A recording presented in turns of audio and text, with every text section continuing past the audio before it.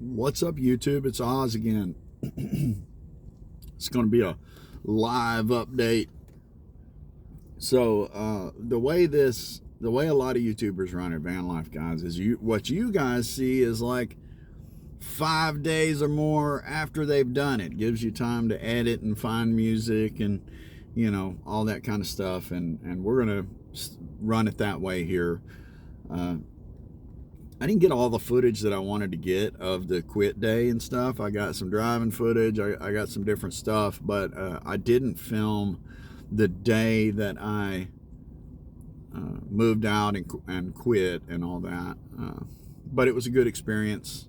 They were all super cool about it, man. The operations manager, who is the boss, he was pretty excited for me. He even asked for the YouTube channel and stuff. Anyway, so yesterday was the first full day in the van, and it was a bust-ass day.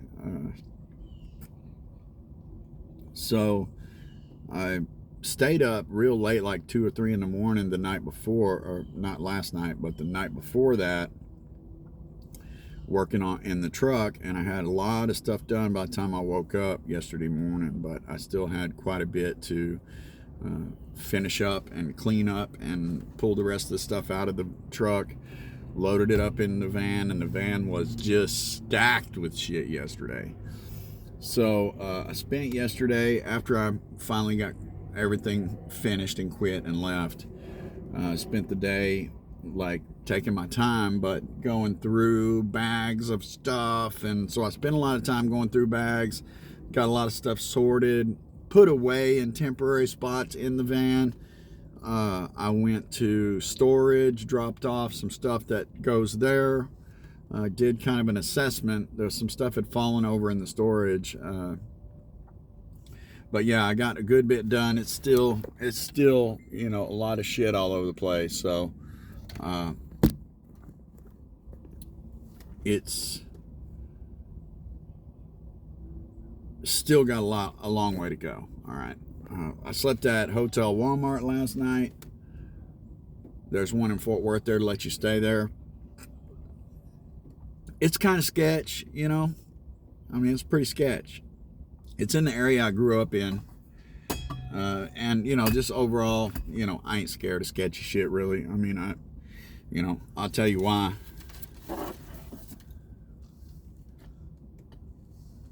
Yeah. And other things. 357 Magnum tends to have that effect on you. Not really be worried about it. But so today I've got to go. I'm going to do more, and I've got to go out to Forney, which is an hour and a half, 2 hours from here, which is where my sister lives, and I use her address. And the van is registered out there, so I have to go out there to get my tags. The tags are out. So I got to go out there, get my tags done, see my sister and her family, and get my new debit card, because this one expires at the end of this month. And then a couple of events this weekend, and then we'll be in Denison, which should be another hour and a half up north, and start working on finishing it up, guys. Bought this cheap Ozark Trail 40-ounce double wall Dealy McBobber. Filled up yesterday afternoon, is still ice cold. Need that. So let's see. I went to sleep last night. I had 100% battery. I ran the EcoFlow Wave 2 last night on eco mode. And also ran a fan and watched TV and all that stuff. So I woke up with 65% battery left. And I think that's pretty good, because, so for those of you that don't know, the EcoFlow Wave 2 is my air conditioner, and it's also a heater. It has its own battery, right? So when I hooked it all up, it was only about 50% battery. And the way it works is if I've got it turned on and if I've got it plugged into the inverter to the van system, then what it does is it charges until it hits 100%, and then it'll run off its own battery till it hits about 95%, and then charge back up to 100%, and it keeps bouncing like that. Well, the battery on it was only about 50%. So what that means is that from the time I turned it on, it pulled 900 watts continuous until it was at 100%.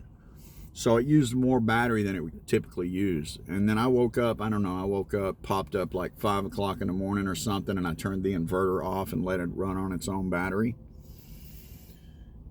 But then this morning when I woke up, you know, like I said, I was at about 65%. I got up, left Walmart, and drove to Dutch Bros, which, I don't know, it's not very far. Anyway, I went to Dutch Bros and got a coffee, left Dutch Bros, drove here to the park, Gateway Park, and then I sat here idling for, I don't know, not very long. Went over to the porta potties and did my business over there and came back over here, and we're at 81%. So, you know, just that little run around in the morning to go get coffee and come to the park, little bit of idling, you know, got me what,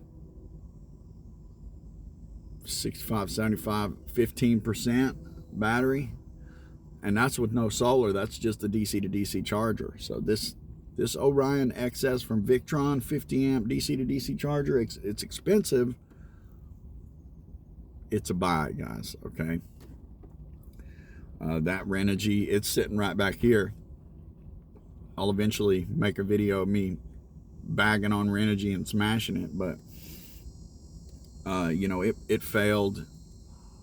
I mean, it was quite a while before it failed, but I hardly used it because I was on the road. So it really was only amounted to a week or two of use before it failed. And so, yeah, buy the Victron. It's worth the extra money. Anyway, so I got to go to Forney today and do a little bit more on this van. And yeah, hopefully I can get a lot more progress, you know, over the course of today and tomorrow morning. Got some stuff I got to do for the nonprofit tomorrow afternoon, and then there's an event tomorrow evening and another event the next day, and then after that I'll head to Denison. But for today, we're going to focus on doing a little more work on the van and getting the tags done and getting everything all back to legal. I want to make some jaunts here around town at like 3 o'clock in the morning, 2 and 3 o'clock in the morning, to just kind of assess like what parking lots still have cars in them and stuff like that, where I can think about new places to stay. Because although I'm not scared of it, I don't want to stay at Walmart all the time, and that's, you know, it's pretty sketch over there. I mean, you know, there's a lot of homeless people in that area just in general.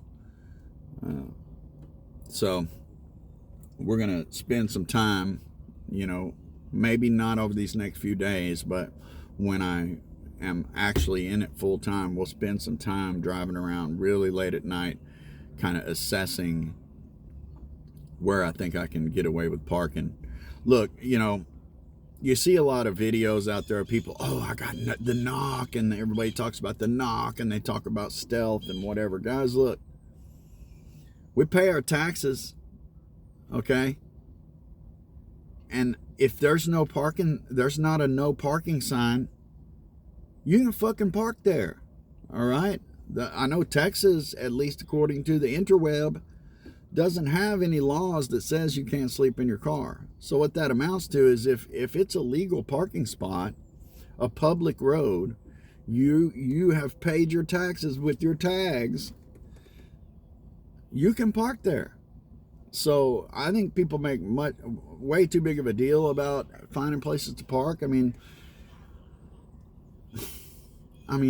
as far as I'm concerned, you can go into a neighborhood and you find an empty lot or park in between two houses or something on the street, that's legal. They may not like it. They may call the cops. But what are the cops going to do? You're just going to tell them, hey, this is a public street. I'm allowed to park here. I mean, as long as you're rolling in late, leaving early, not leaving a bunch of trash or doing littering or any of that kind of shit, you should be fine.